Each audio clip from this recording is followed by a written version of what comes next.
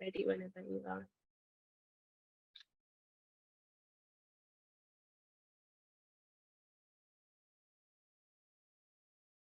Do you suggest we get started, Leila? Yeah, or would you want to have more people join? We have 20 joining now. I'm easy. You're the boss, so let me know what you want us to do. Okay, let's see the time. Okay, let's wait for 1:02. And then, oh, it's 1:02. Let's wait for 1:03. Just one additional. And to get more people on, and then check that. Yeah, I think also because I just for the audience profiling at the start, I kind of want to get a sense what sort of audiences sellers we'll have today. Yeah.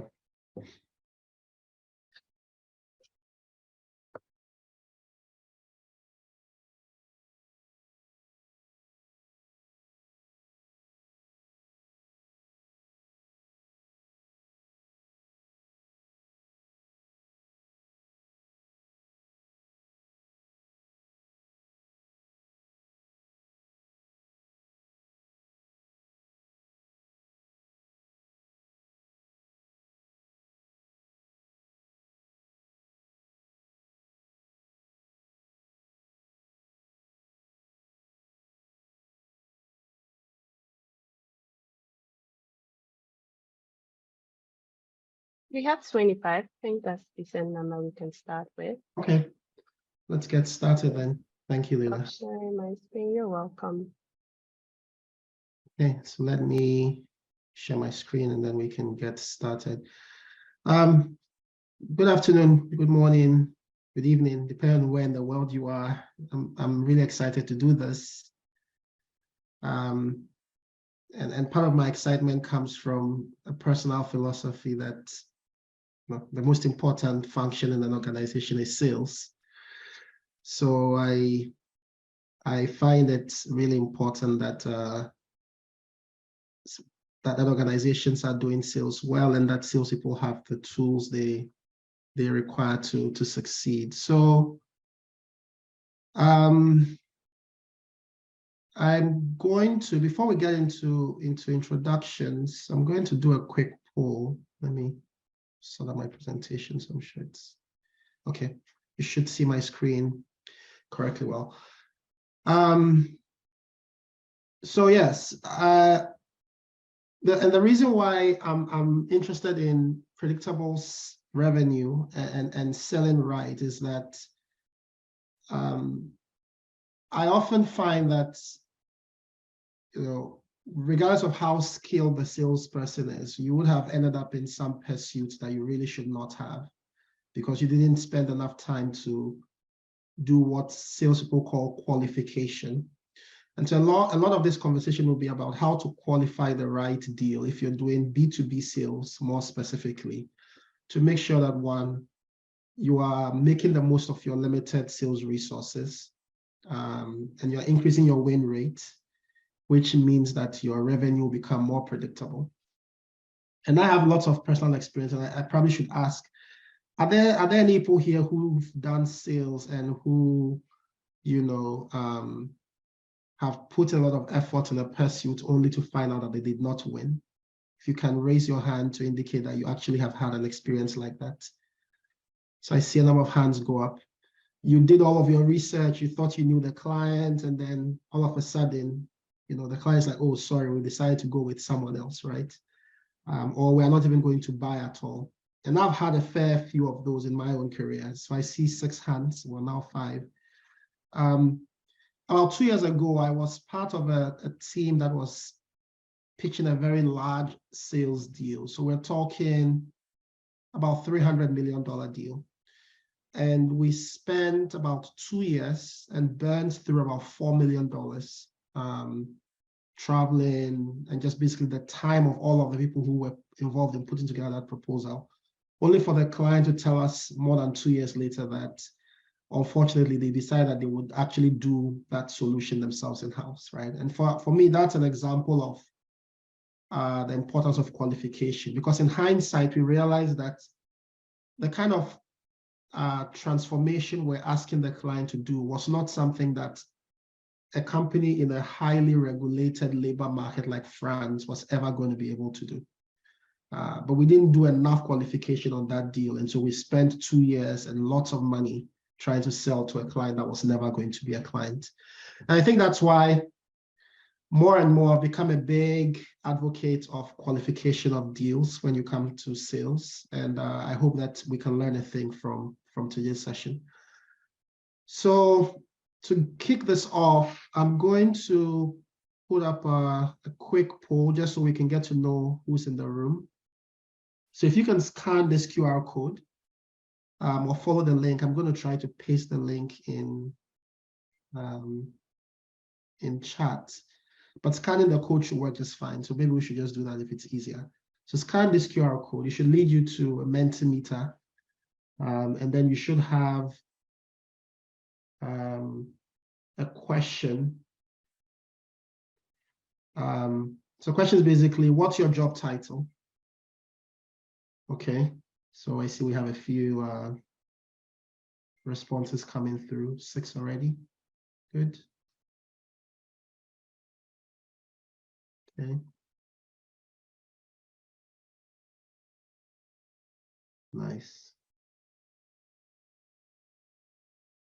Okay, it's quite a varied group here. I'm going to give it a minute or so while people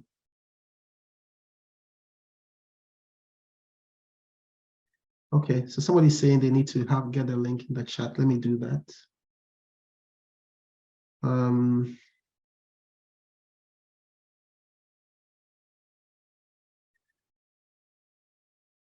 So go to menti.com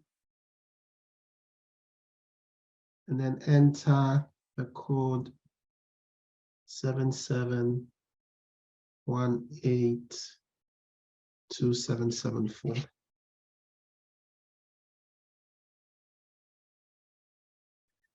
I'm going to just put this in the chat.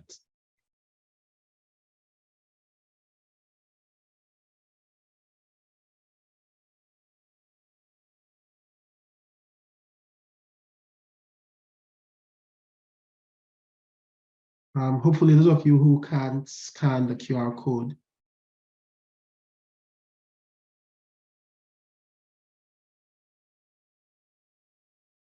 Okay, so we have quite a number of people. So we'll have 18 people. Are there any more who are trying to vote and are having a bit of a challenge? I'm going to give it another minute just so we have everyone's background captured on here.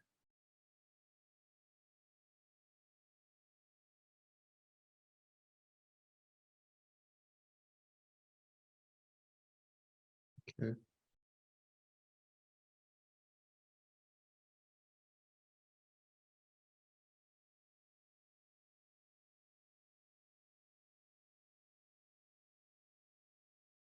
Anyone else having challenges accessing Mentimeter? Otherwise, we would progress to the next question. Oh, okay, there's still some votes coming in, so I'm going to wait a bit. 1 more minute. I'll share the results with you shortly, but so I see there's a number of CEOs, which is good. I like companies where the CEO is very big on sales because setting the tone from the top always makes a big difference. That sales is important.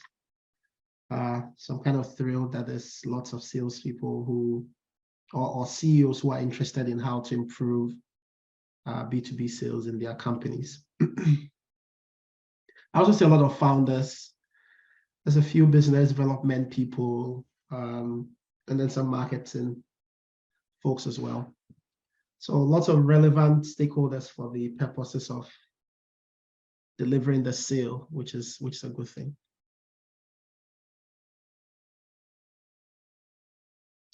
Okay, so I guess we're going to progress in the interest of time. We've got about 30 votes, so that's a good chunk, about what, 2/3 of the people who are currently logged into the call.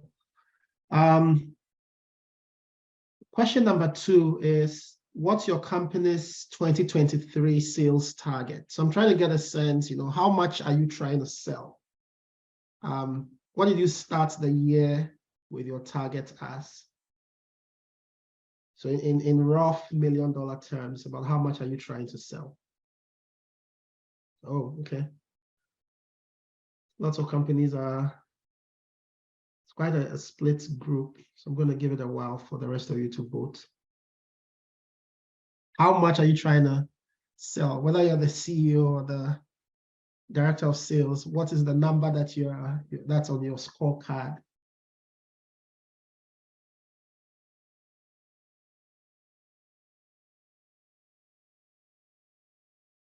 Okay.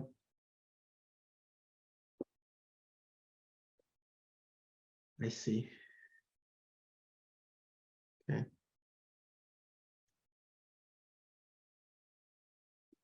Hi, Derek. Are you having any problems with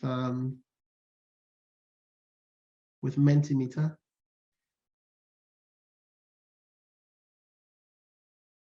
Okay, so I think we have nearly as many people as voted for the first question. So I'm going to hit next, and then we would progress unless somebody really wants us to hold. The next question is a bit of a quiz. So this has a right or wrong answer. Let me know when we're ready to go. We have 22 players who are clued in. So I'm going to hit enter. And it's a fastest fingers type of thing. So we'll see.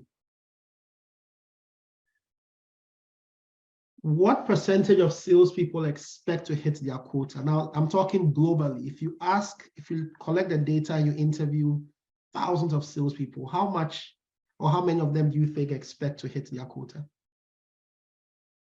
What percentage of the average salesperson, what percentage of salespeople expect to hit their quotas? Okay.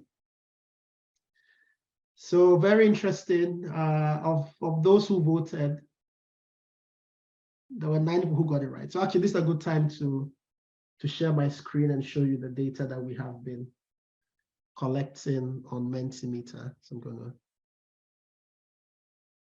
going to stop sharing the screen, and I'm going to I'm going to pop it open so you can see what it is that we all put in there.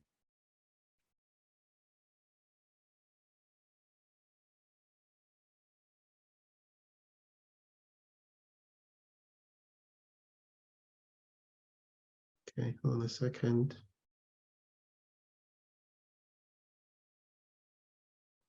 Okay, so we're going to zoom and present that screen now.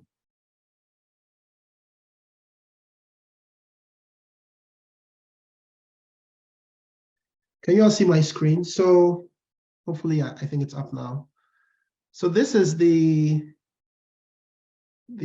slide that basically shows, what's your job title. And so, like I was trying to explain for those of you who can now see it, it's lots of CEO, founder, CEO, managing director type folks who are the majority. And then as expected, there's sales consultants, there's a range of other roles as well. Then the next question I asked was, what's your company's sales target for the year 2023? And not unexpected, the majority are in the 0 to 500K range for the year. But there are some who are also trying to make quite a lot of sales, right? I've seen a few here who are aiming to sell 5 to 10 million USD, which is quite impressive. So simply put, regardless of what the value of sales you're trying to generate a year, these ideas are relevant, and we'll get into them really shortly. Then obviously on the last question, which is what percentage of salespeople expect to hit their quota? The data from Salesforce State of Sales says that only 28% of salespeople expect to hit their quota. So if you selected 25 to 50%, you would be right. And I guess our winner is Daniel Obubi. He got it right and got it fastest. So congratulations. So summary of the insights here is that lots of companies are looking to sell, but less than a third of salespeople believe they're going to hit their sales target. Now, if so few salespeople expect to hit their sales target, it means that most companies will miss their revenue targets, right? And that goes against the whole idea of revenue being predictable. And if revenue is not predictable, then just think about the impact on the larger organization. You might have to cut jobs. You might have to delay rollout of new products. The company might actually even fold, right? So it's a very serious situation to ponder.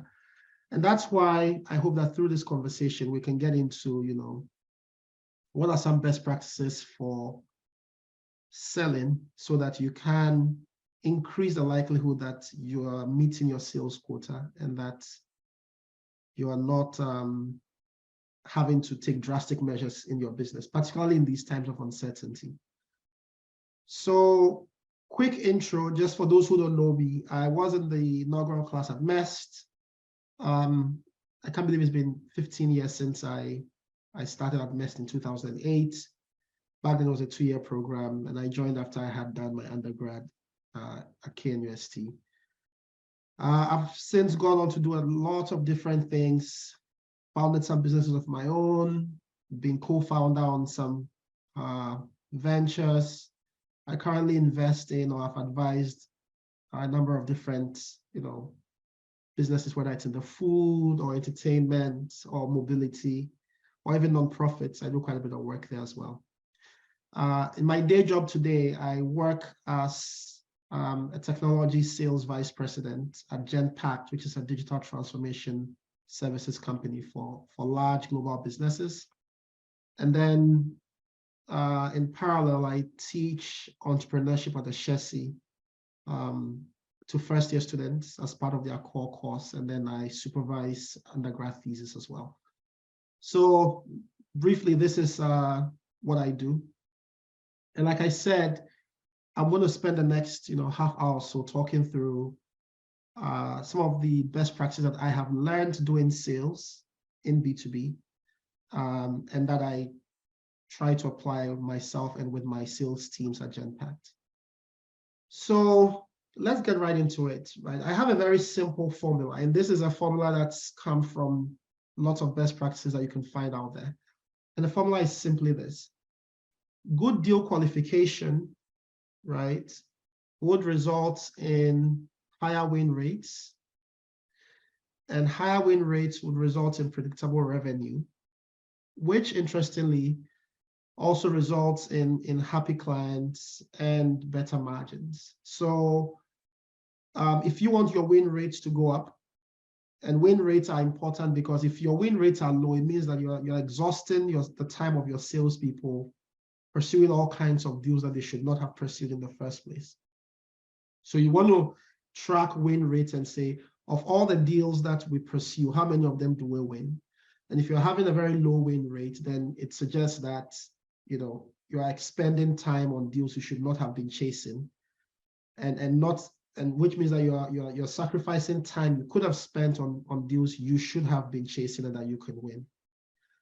So this is a very important way to think about sales in the B2B context. If you get nothing away from today's conversation, I hope you take away the idea that good deal qualification results in higher win rates, which also results in predictable revenue, which safeguards the livelihood of your business and the people who work at your firm, right?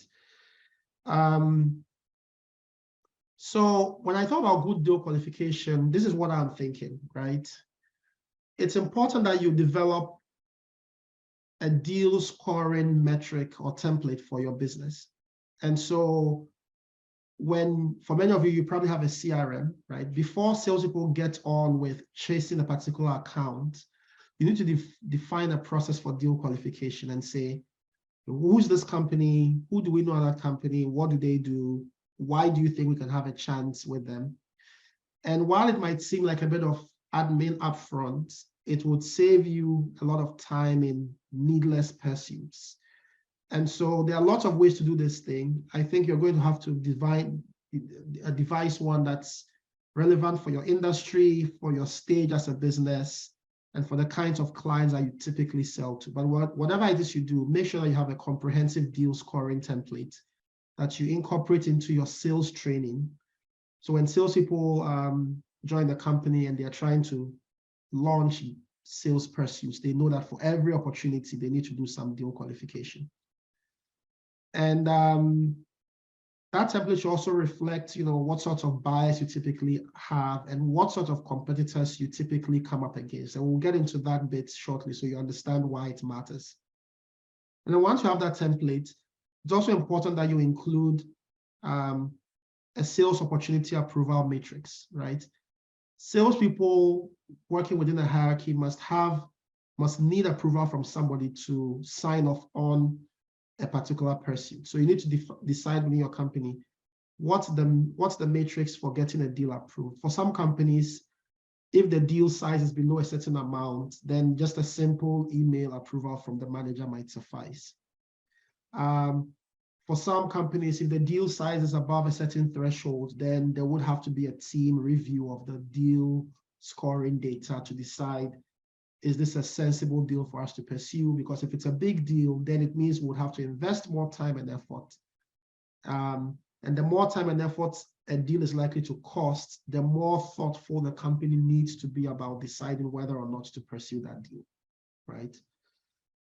The last thing I'd say and yes, you must enforce this discipline. It's extremely important. Salespeople hate to do these things because they just want to work off the optimism of, I want to go and sell, I think we have a good chance. But if you don't build a rigor and discipline around this, salespeople will chase all kinds of deals and you're going to run up in all kinds of directions where you shouldn't be. The last thing, and I think this is a very important one, is to conduct win-loss reviews for all pursuits and document these reviews. And then you need to share these lessons with the rest of your team. And the reason this is important is it helps you build a history of deals and start to form patterns for what kinds of deals do we typically win and what kinds of deals do we typically lose, and against which competitors do we typically win or lose, right? And so that over time, it will fine-tune your deal qualification templates. So if we see a deal from this customer of this kind, and we know for a fact that this competitor of ours is going to bid, it means our chance is really low and we should not bother, right? And I think that's also a good part of sales discipline, the ability to say no because you don't think you have a good enough chance is something that clients respect, even if they invited you to bid. And it's something that your team will benefit from because you save time to work on deals that are more likely to succeed, okay? So within the context of deal qualification, which in the formula I just showed you, I think is the most important, is what are the elements? I think that there are three key things that have come from the best practices that I have seen and used. The first one is the relationship barometer, which is really much around who are the people at this company that will be involved in the sale and what do we know about them and how they think about us. The second is the pursuit profiler, which is really around who else is in this race and how are we stacked up against them. Then the third is, having looked at the people and looked at the competitors, what is our plan for winning, right? How likely are we to win this race? And that's where you now make a decision for what your strategy should be for this pursuit. Again, these are things that would apply typically in the B2B sense, and maybe less so in the B2C sense. So let's go one after the other, right? The first one is the relationship barometer. Gauging the people that matter at this company and their perceptions of you, for me, is like the single most important piece in this B2B sales, right?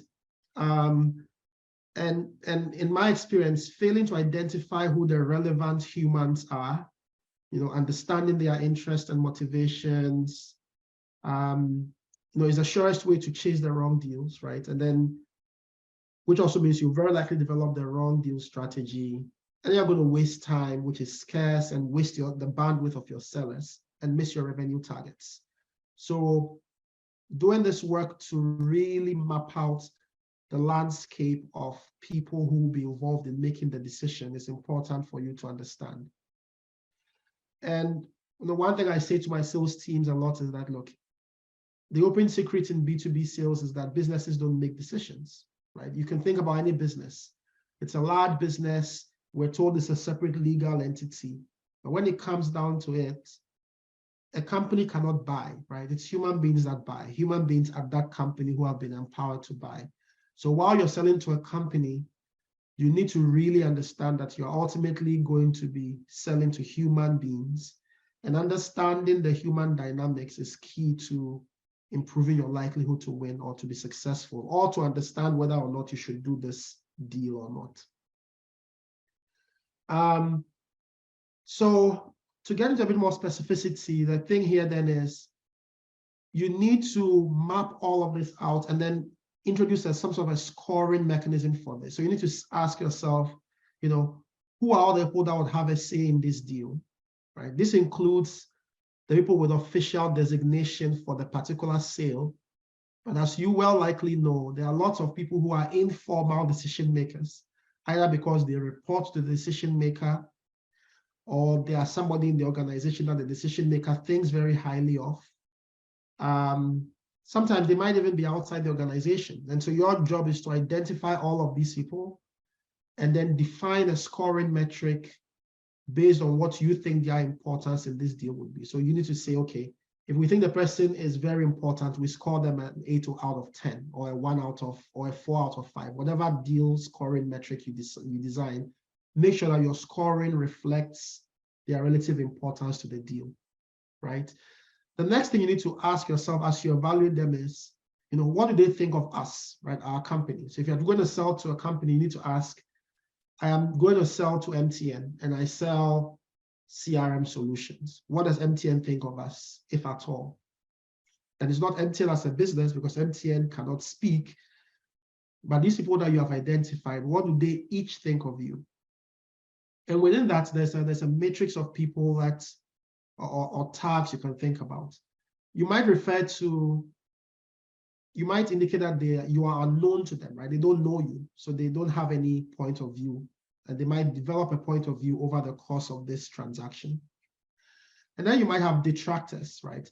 And detractors are people who don't want you to be successful in that pursuit. And it could be for good or bad reason. It might be that they bought from you previously and were not happy with the quality of your work. It might be that they are very strongly affiliated to a competitor of yours, and so have an interest in you not being successful. It might be that they just don't like you as a person, even if they like your company, right? And then there are people who are neutral. They're like, well, I don't have a strong feeling about you, even if they know you. And there are people who might call them your supporters. They like you, they'll be happy if you win. And at the top of this pile is people that we typically call your allies, right? Your allies are the people that you really want to invest the most of your time in. And the reason is the ally is usually somebody who not only wants you to win, but would enable your success in a number of ways. One, they might give you information that may not be publicly available to improve how you put together your proposal. They might take it upon themselves to coach you about how to present your proposal so it appeals to some of the decision makers internally, right? The third thing that allies also do is that they advocate for you internally, right? And they would go and put in a word with the people that matter.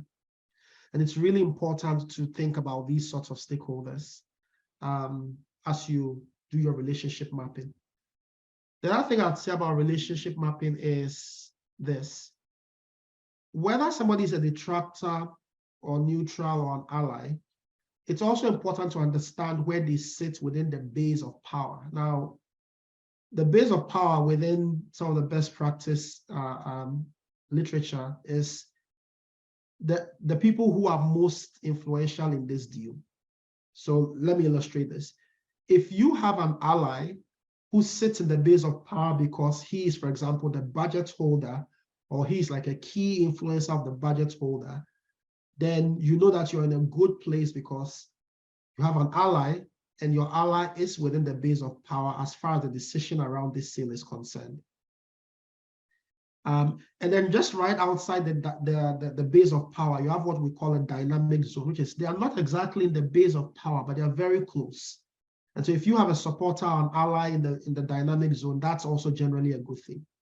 Similarly, if you have a detractor in the base of power, that's not a good thing. And if you don't have enough allies neutralizing that detractor, it may be an indication to not pursue this deal.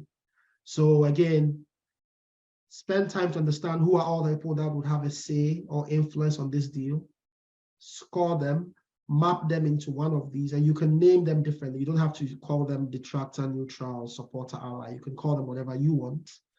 And understand whether they sit in the base of power, in the dynamic zone, or just outside in the rest of the organization.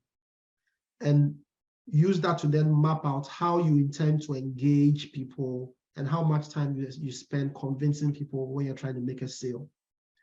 The last thing that I'd say on relationships is understand people's motives and interests. Again, because people are not always working in the organization's best interest because they are humans, you need to understand this. For some people, their interest in this deal is if this transaction goes through and it's a successful project, it could mean that it positively impacts my scorecard and I would get a bonus. So yes, they care about their employer, but their main motivation for who gets this deal is driven by, will I get a bonus or not? And which company, if they win this deal, would deliver enough so that I can get my bonus. And that's an important thing to know. The other thing might be, oh, how might this affect my chances of promotion? Or how might it affect my political leverage if this project becomes successfully executed? And so that might be how they decide who they support or not in the bidding process to win this deal. So again, make sure you understand that one, even though it's saying it's B2B sales, it's human beings who are doing the buying after all. They all have motives and biases. And the more you know about the people who would make the decision and how they likely feel about you, the more insight you have to decide whether or not to pursue this opportunity or not. I'm going to turn it over from the relationship barometer to the pursuit profiler.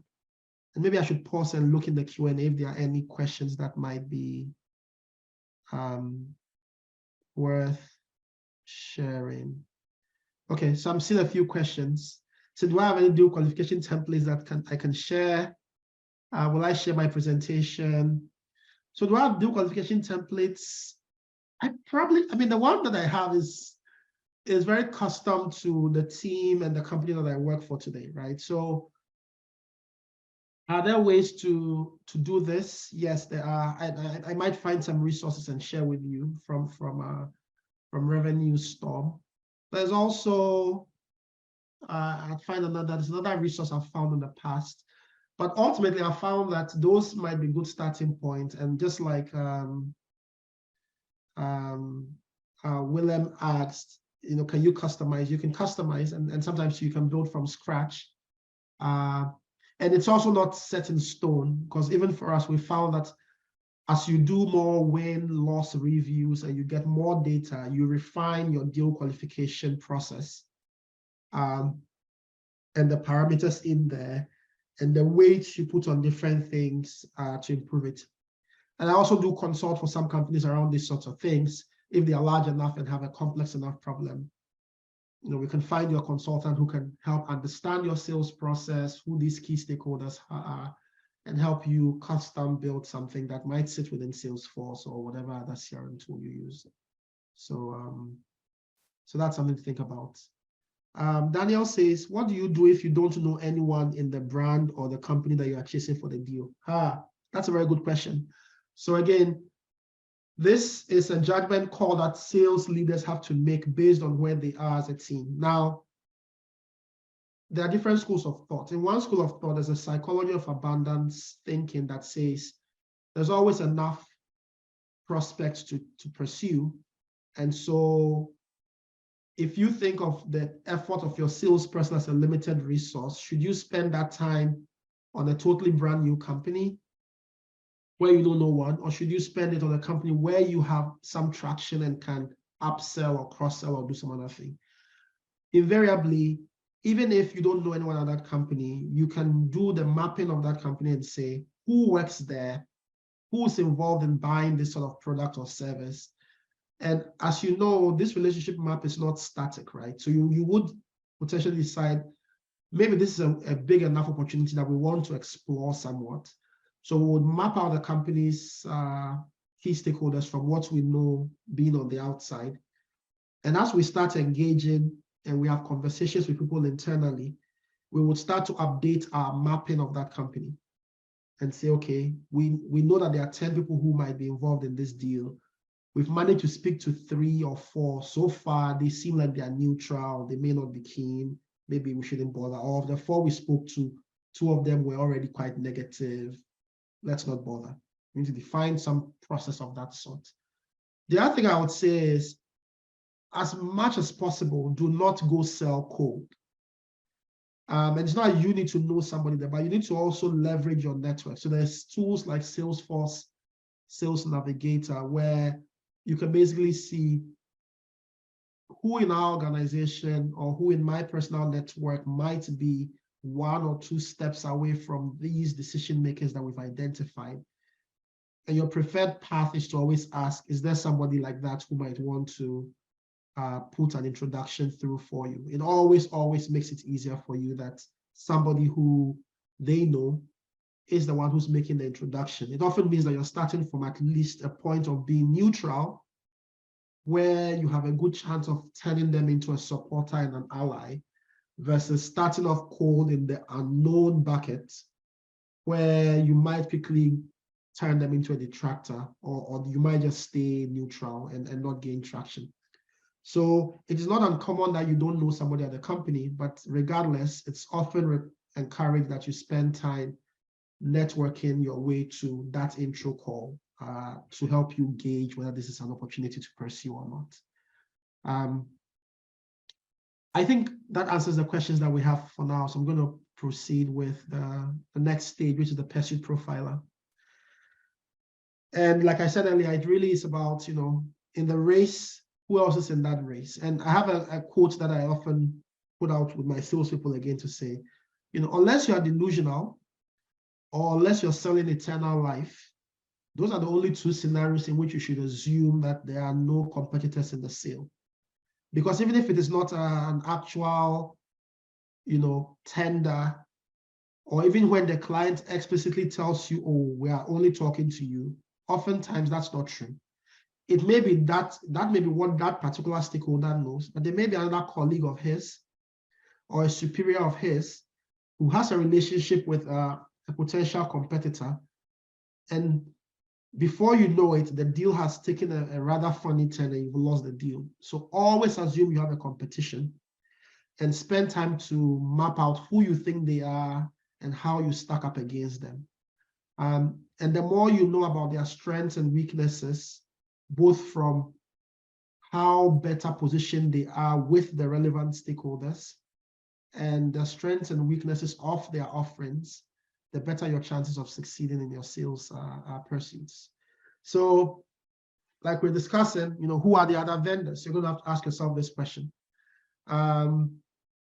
What's their relational strength? So just the same way as you've mapped out the key stakeholders for yourself and said, here are the 5 or 10 people that would have a say in this deal, and here's how we know them or how well they know us. You need to do same for your competitors, at least the key ones that you identify, and say, for vendor A, who's competitor A, right? How close are they to these influential people who sit in the base of power or in the dynamic zone? And then once you key in all those numbers, in your typical template, the results that it should spit out, right, that you've created will then show you that, well, we have only one ally, and our ally doesn't sit in the base of power. This other person, competitor of ours, has 2 allies or 3 allies, and they are in the base of power. Or we have 2 detractors, and they have no detractors. It kind of just gives you a sense, what are the odds that from a relationship point of view, you can win this deal? Then you would also have to map out, how superior or not are their offerings, right? What does the client think of their brand and the ability to deliver on the specific service that you're offering? And between those two things, you quickly get a good sense, do we have a good chance here? If we don't have a good chance, maybe we should not get into this pursuit. Again, how much rigor you apply is a function of what sort of sales do you typically make, how much seller bandwidth do you have sitting idle, and what alternative deals could your sellers be working on if they were not getting on this pursuit, right? So this is a very important thing to think about. Think about the relationships, then think about the competitors that you put in this your pursuit profiler and how you score them. And once you have clarity around that, you will then get to a place where you can map yourself against them. So I've seen Gina's question. How do you find out the information on your competitors and their relationships within the company you're trying to sell to? So that's a very good question. And I think that's part of why you need to be very disciplined with your qualification, because sometimes if you are selling to a company where you cannot find any information at all, in B2B sales, that's rarely a good place to be, right? It often means that your odds are not good, because B2B sales thrives on human beings giving you information about what the company is likely to do. And if there are multiple stakeholders involved and you don't even have one person who can tell you, oh, typically when we buy this sort of thing, these are the other people who've been selling to us in the past. Because part of your research on your prospective clients should be, who are they buying what I'm trying to sell to them from today, right? And that's why I said at the start that salespeople must spend the time to do these things. So if you sell, cups, for example, or if you sell software for ticketing or whatever other services that you sell, chances are that your prospective client is buying that product or service from somebody today. So that's a company you need to know. You need to know who's that company, or who are the other companies, or who else is selling the kind of things you sell.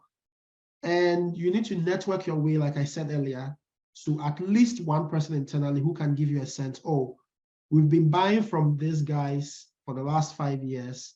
Here's about how much we buy from them.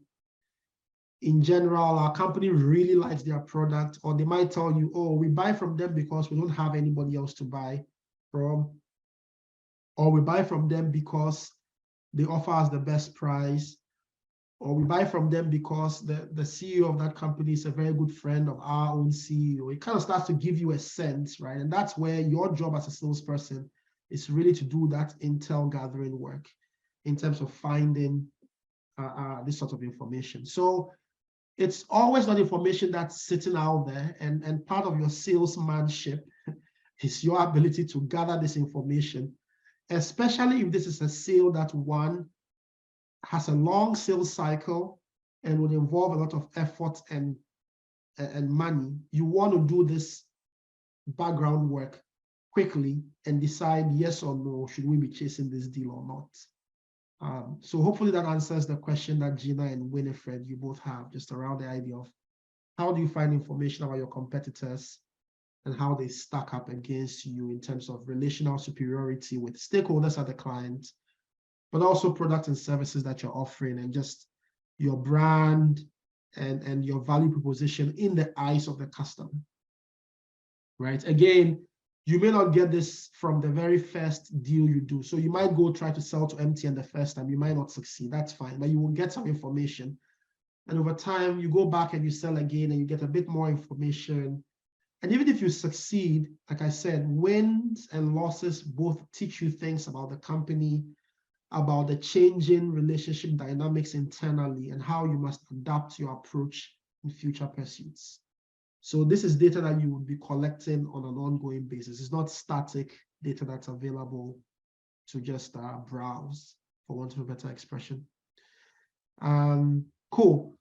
So let's go to the last piece, which is the competitive win plan. And that's basically saying, having now looked at your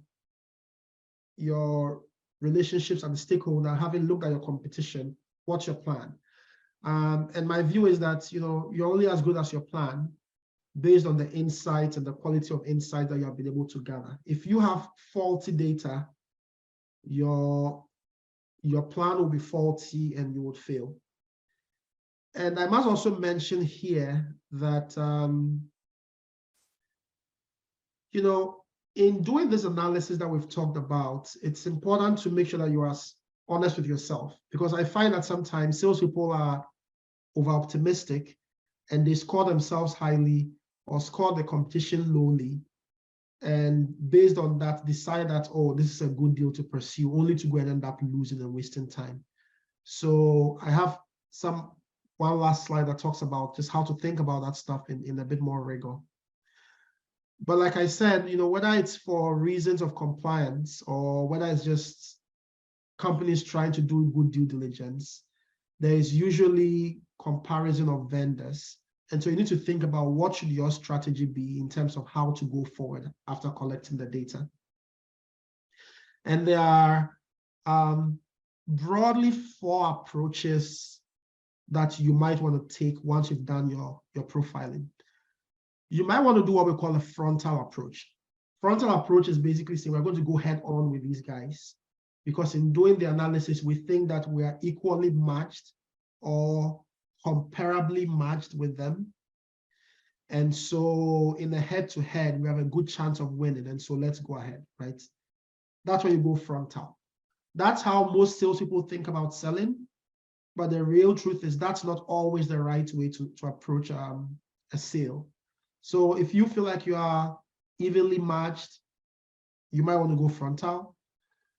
The other options are to go fractional. Now, fractional is a very interesting one, particularly for very large deals. So sometimes after doing the analysis, you might be like, you know what?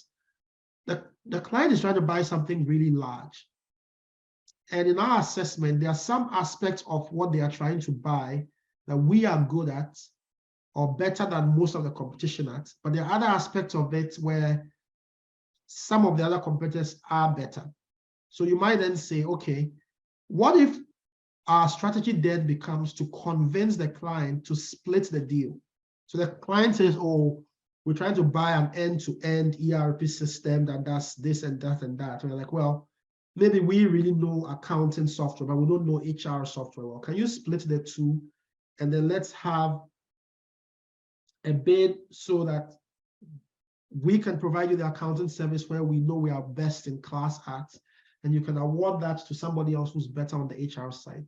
I think some of these things also improve your credibility with a client, because you don't come across as saying, I want everything, even if you're not as good at everything. Because sometimes the client knows that you're stronger on certain things than others. So being clear about these sorts of things and preempting that conversation with a client can be great as a way to manage what part of the deal you take on and what part you convince the client to split, right? So that's a fractional strategy where you think splitting the deal might benefit us because there's a part of it that we're really strong at, but if you put a whole deal together, it might dilute our strength, right? So that's fractional. Flanking is one where you convince the client to rethink how they are going to do the evaluation of the deal. So usually the client might decide that, oh, price is 50% of how we would score who gets this deal. And maybe technical competence is 20% because we think that everybody is just as good at this thing.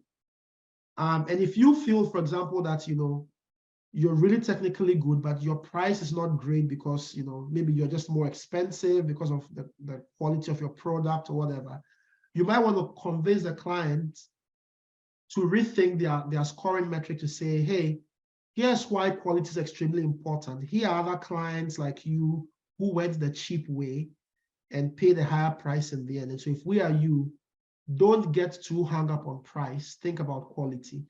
And sometimes if you do a good job there, you might be successful in resetting how the client will do the evaluation in a way that plays to your strength.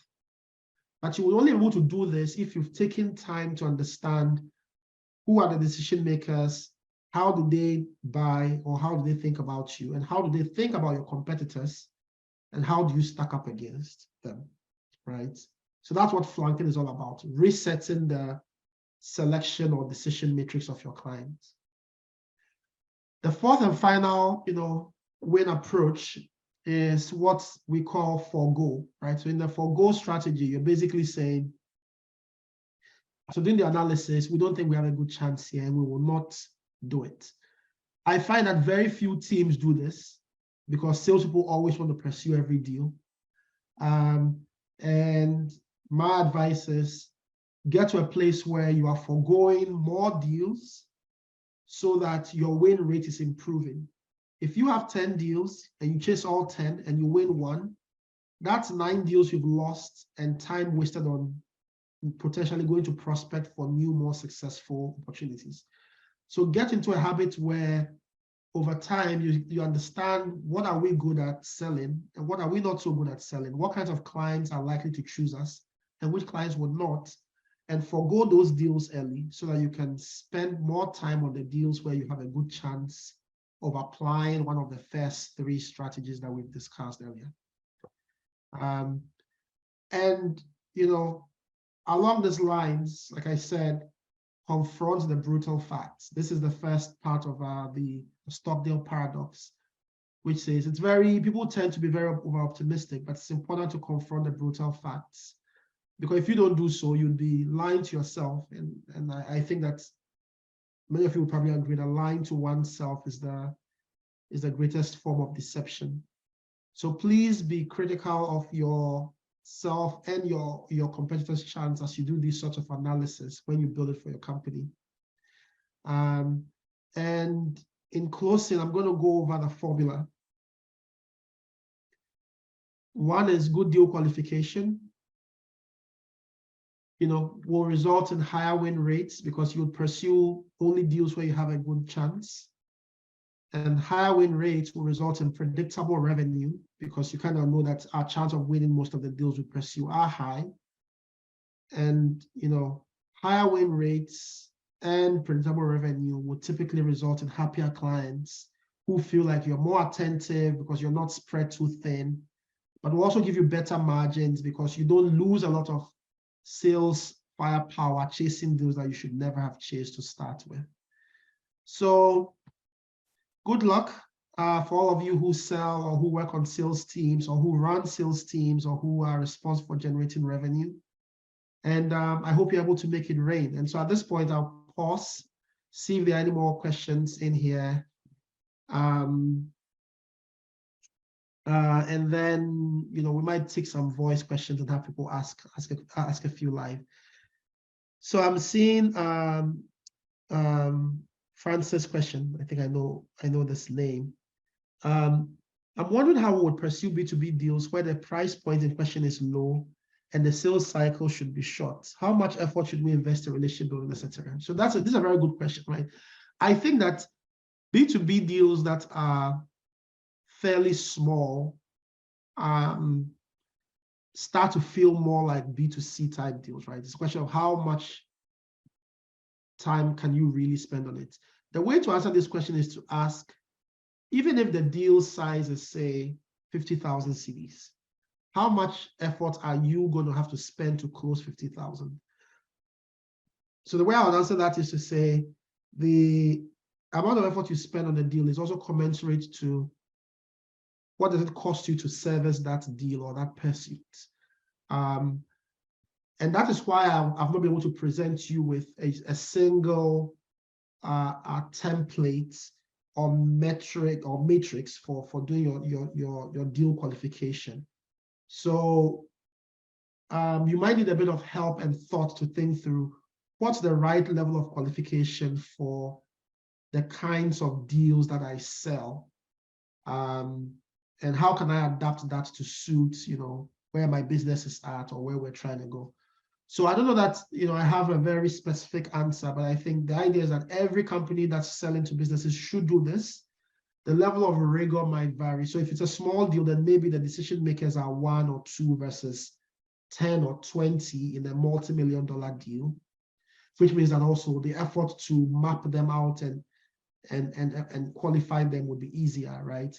It also means that there may not be enough structured competition. So maybe you may not do a pursuit profiler, you may just do a relationship mapping because they may not have a structured deal review process and the like.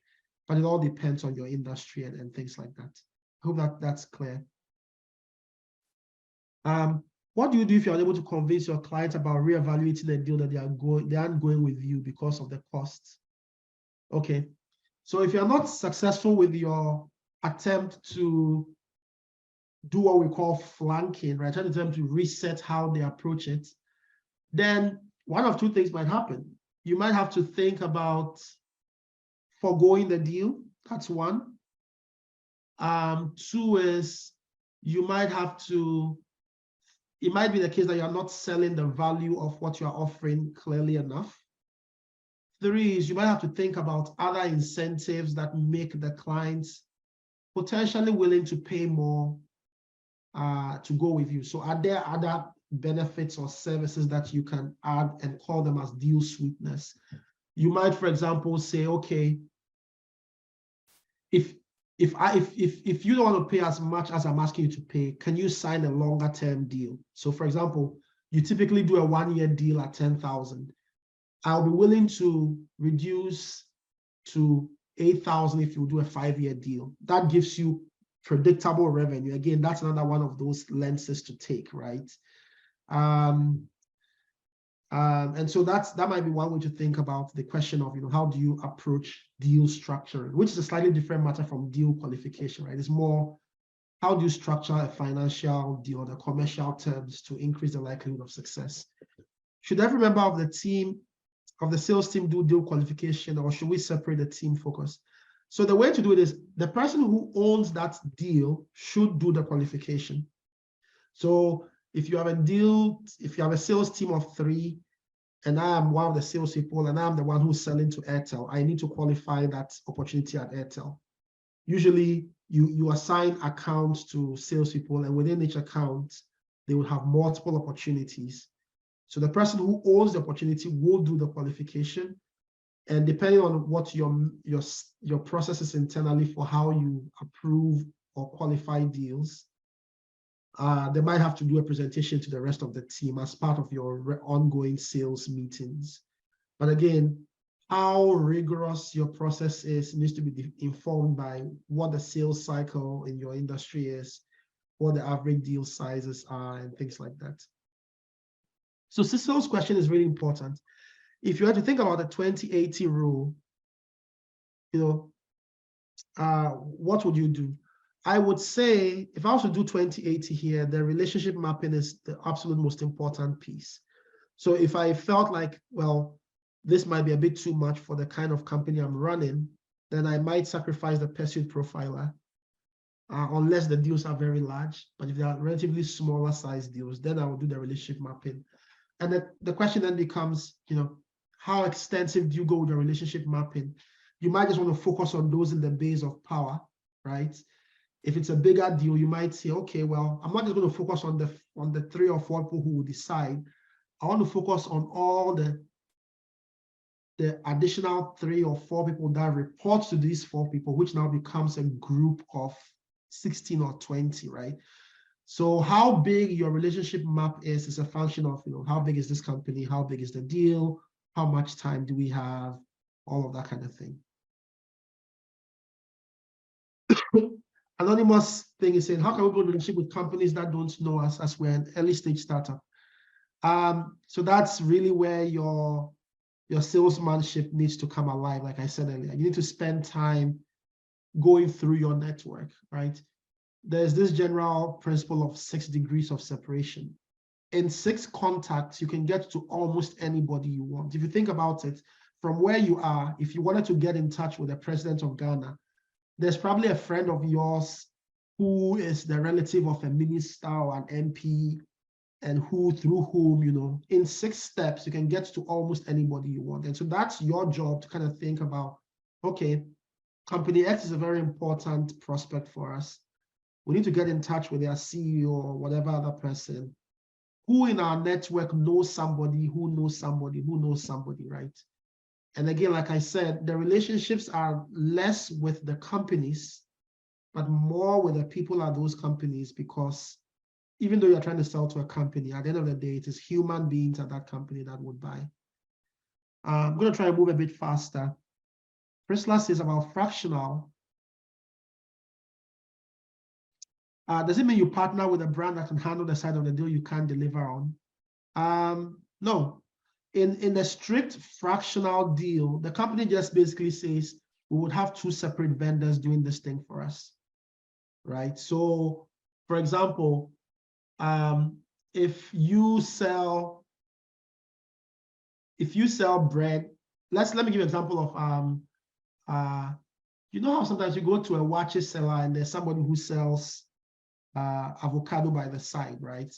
So that's almost like a bundle, right? You go with they're like your partner. That's a bit different from fractional. So if you have a deal where like, we don't think we're strong enough, you can on your own go and find the partner to come and sell alongside you. That's different. So that might be one approach. In that case, means you are going frontal. You and your partner are going frontal with other competitors. If you go fractional, you're basically going to the client to say, look, we don't think that you will get the best value by having the same person provide your water and your electricity. So separate these two and have 2 different vendors providing those. And if you have a compelling case for that, sometimes clients listen. What resources do you recommend we look at to help us implement or learn more about what you've discussed today? I'd share some resources. I'd share my slide. I'd try to find links to a few open resources that are available. So I'll share those through the MEST team that put together this webinar, and then those might be helpful. In theory, I also know sales consultants who do these kinds of things for companies that are interested, because I think that sales is so critical.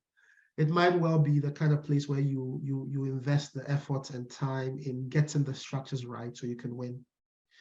Also, what do you do to convince a client that you're trying to win because they tell you they're okay with their current vendor? Yeah, well, sometimes, Daniel, the truth is you're not going to win, right? This is part of deal qualification. It's part of understanding that some clients will always buy from somebody else, and that's okay. And maybe at some point, some market conditions might force them to change because the other competitor screws up big time or increases their price unreasonably or gets too inundated with deals that they are not giving this client the priority treatment that they've become used to. It all depends. But being comfortable with the idea that you win some and lose some is okay. So you can focus your efforts on the deals where you have a good chance of winning, right? Because sometimes people have long-held relationships because of old school affiliations. They are buying from a vendor that's good. No matter how good your offering is, they may not change. And that's why your relationship mapping would help you identify, should we bother or not? What tips would you give a salesperson selling a first mover product where product adoption is the main focus and not necessarily with competitors? So there, your relationship mapping becomes important. You need to understand who are the people that have the ability to influence the company's willingness to try a product, right? Who are the more entrepreneurial people in that business? I give you an example of, there are people who have their own personal motives, right? Somebody might be seeking a promotion, and sometimes getting a promotion relies on bringing something really innovative to the business. And so you need to kind of understand who are those guys that I work at Vodafone, I want to get promoted. And if I could bring something that's really revolutionary, that might be my trump card. Right? If you could find some of those people and get them to become your ally so they can coach you around, how do you present this so that the people who make the decisions at Vodafone would buy? That might be a way to approach that sort of thing. But again, I might need a bit more specific information to give you a bit more advice. The last question I see here is, what do you do in sales activities if a potential prospect doesn't want to open up about the current needs? Well, then you need to find a new stakeholder in that organization. Again, part of B2B selling is that there are multiple people who know that business. And maybe your other stakeholder might be able to tell you that, look, the reason they are not opening up is they absolutely like your competitor and they would never buy from you, right? So it's good information, but the only way you get to that is by figuring out who makes what decision, why are people making the choices they are making, and again, how much effort you invest in that is a function of how many other people could you go sell into versus banking your head against this wall, or how big of a win could this be? Which is why, like I said, you're going to have to make these decisions on a case-by-case basis based on your company's specific realities. So I don't know if I have answered most of your questions. I think, hopefully we went through quite a lot of them. We're a couple of minutes past the hour, so I'm going to pause here and then take guidance from Leila on how to proceed. But thanks, guys. Really insightful participation. I like the questions you're asking. You're thinking about the right things. Sales is hard, but it's also very fun. And the way to make it less hard is to build the discipline around some of these best practices that make sure that you're not spending your time on pursuits that were never going to be successful. So thank you very much for your attention, and I hope to see you soon. Thank you, Samuel. Truly a masterclass. Thank you so much. We've had a very active audience today, and I'm just checking to see if we've responded to the questions under the chat bot. Aside the Q&A session, there were some questions there too. And I see a few hands up as well. So if your time will allow, let's extend this because our audience wants more. So why not? Okay. So Anthony Techi, your hands has been up for a while. I'm allowing you to unmute and talk now. So please go right ahead. Hey, Sam, I think you've done a great job. You've touched on a very important part of sales, which is qualification. I think with my hands up, it was in response to an earlier question asked by Sam. So it's not really about the new question. So I'm good. Yeah, thanks.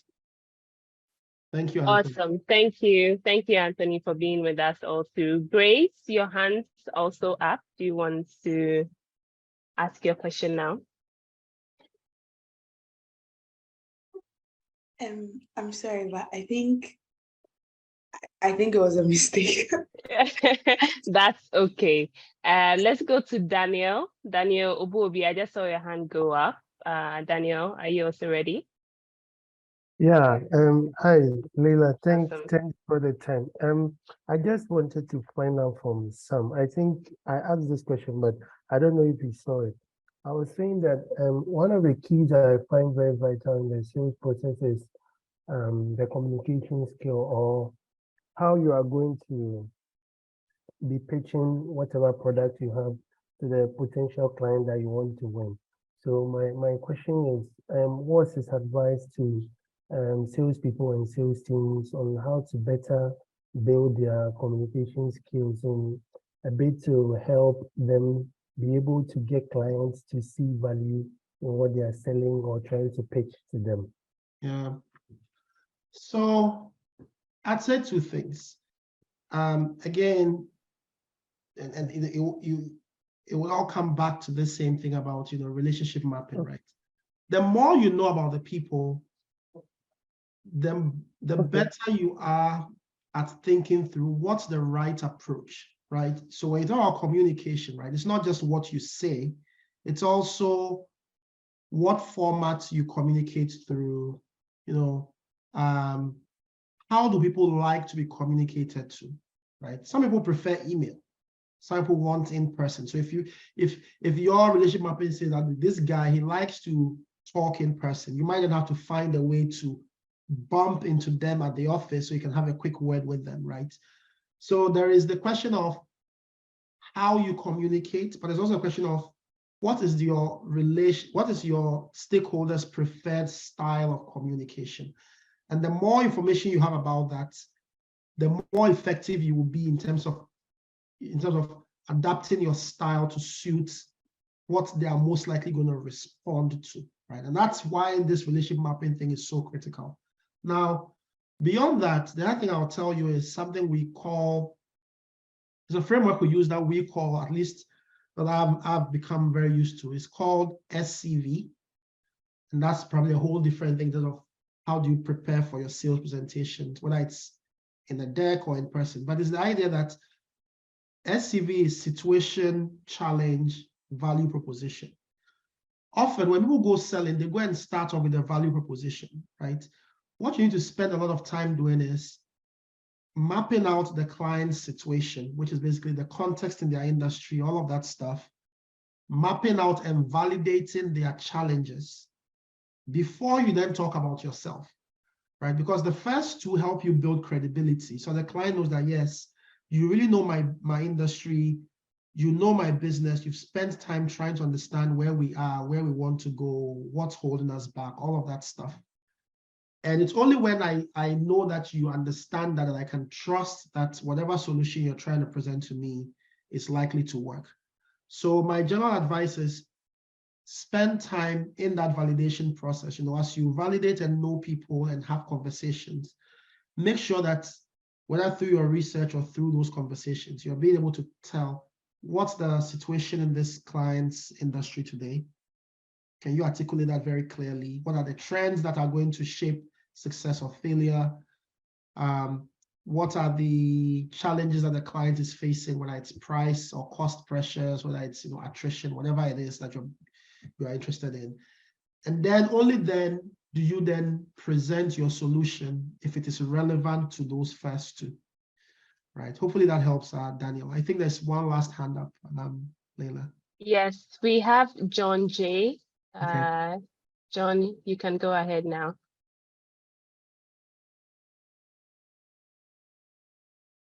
Good afternoon, Samuel. Good afternoon, everybody.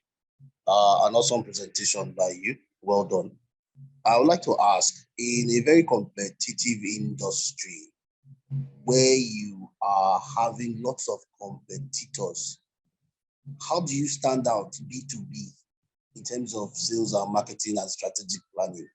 Yeah. Because when you are creating a strategic plan in an industry that there is price dynamism or the price dynamics is very high, you have to have there are going to be some challenges.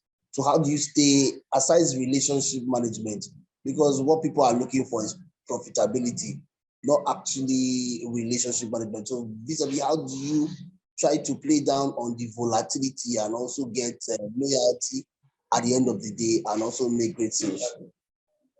Thank you. Yeah, so I guess, look, the answer to this question would vary by industry. When I talk about relationships here, it's not, the idea here is not to say that you go and sell relationships. That's not what we're saying. We're saying spend a good amount of time to understand who are the people, how they buy, why they buy, who they are buying from, because that's what will then give you, because if you think about it, right, even in the most competitive markets, there's always a market leader. And sometimes your relationship mapping would show you why is player A successful today.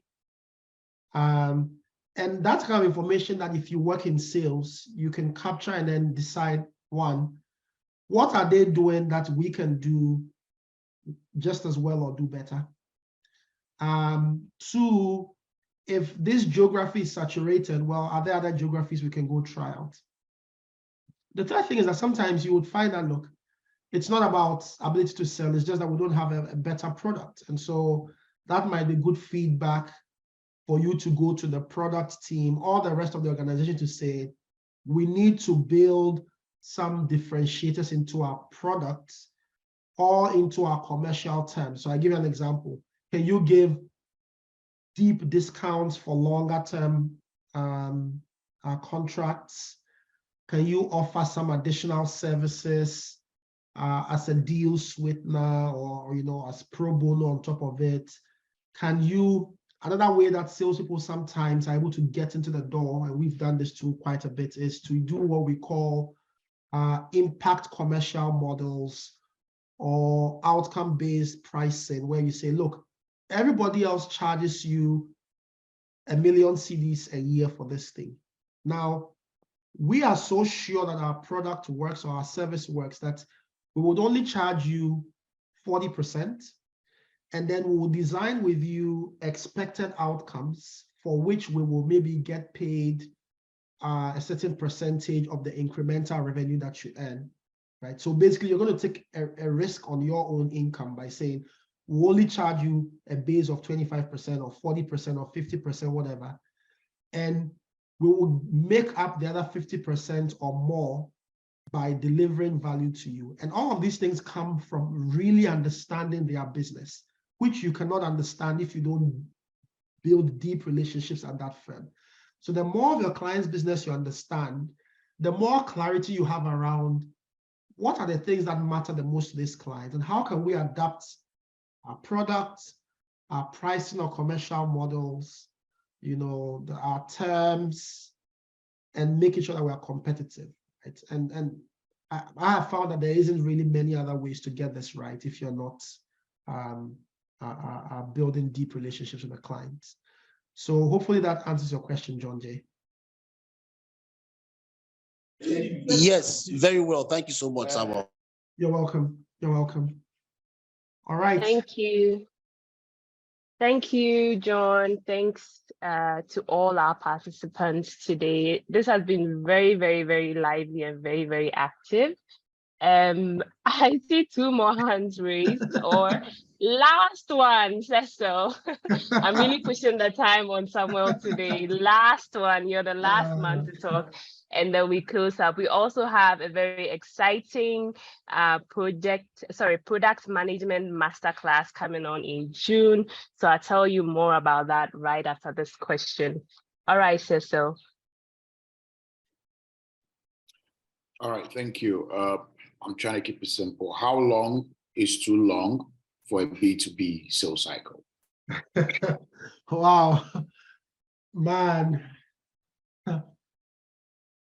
I tell you what, I guess it depends on industry, is the short answer. In my industry, in digital transformation, we've had pursuits that were a couple of weeks long. We've had pursuits that lasted a year. Sometimes, in general, the bigger the ticket size, the longer the cycle. Because if you are a client and you're making, for example, last month we won a $250 million deal. That sort of deal, if you are the person who's spending $250 million of your company's money, you would want to be a bit more thorough and diligent, right? So it takes a bit more time. So generally, bigger deals take more time. And industries that are more mature with well laid out bidding and competitive processes for vendors tend to be long. So I can't say how long, because it depends on what you are bidding for. Are you trying to buy an oil block? Are you trying to sell an oil rig, or are you trying to sell a ship? All those things kind of vary, right? What I will say, though, is that good salespeople find ways to shorten the cycle, sometimes by hooking up sole source deals. Again, this is an example where the strength of your relationships help, because if you are very close to the decision makers, they can sometimes, even before they put it out that we want to invite bid, they might decide that, we know these people and we like them, and we'll craft this deal such that it will not trigger our company's bidding requirement, so we can sole source and award it to you. But that sort of thing is only possible where you are kind of digging around and you kind of know, and you get advance notice of some upcoming need, or you yourself are able to understand their business enough and say, hey, what if we did this for you, right? And here's how we would approach this, and here's how we would charge you. Sometimes the client will be like, actually, we really like that. So instead of going to waste time and go through a tender and a bid, we would award it to you guys at X price. So unfortunately, I don't have a very simple answer for your question, Cecil. It all depends on industry and other parameters. That's fine. That's fine. I like the answer. Thank you. Cheers.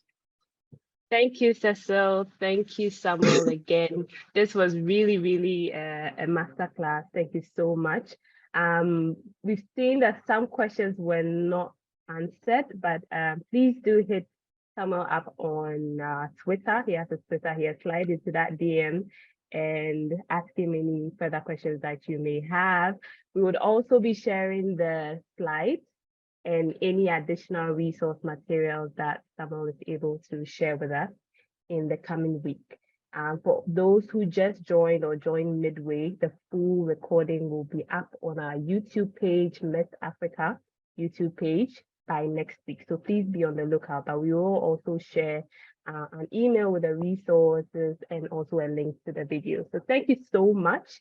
If you have enjoyed this one, then get ready for another masterclass with another MEST alumni in the person of Emmanuel Urenchi. He's of our class of 2011 and currently a product manager at Microsoft. He'll be talking to us about product management odyssey, navigating startup fast-growing and enterprise product marketing. So how do you manage product management principles from a small company to a medium size all the way to an enterprise, whether this is for your career or for your startup, you're a founder, this is for you. So please do scan the QR code on your screen. I've also dropped the registration link in the chat box. So we'll see you on this call too. This is on 16 June 2023, just about a few weeks away. So thank you so much for the time. Thank you so much, Samuel, again. It's always awesome to have our alumni come back and share their knowledge and expertise with the rest of the community. God bless you, and let's all stay in touch. Have a wonderful day. Bye. Cheers, everyone. Take good care. Bye. Bye.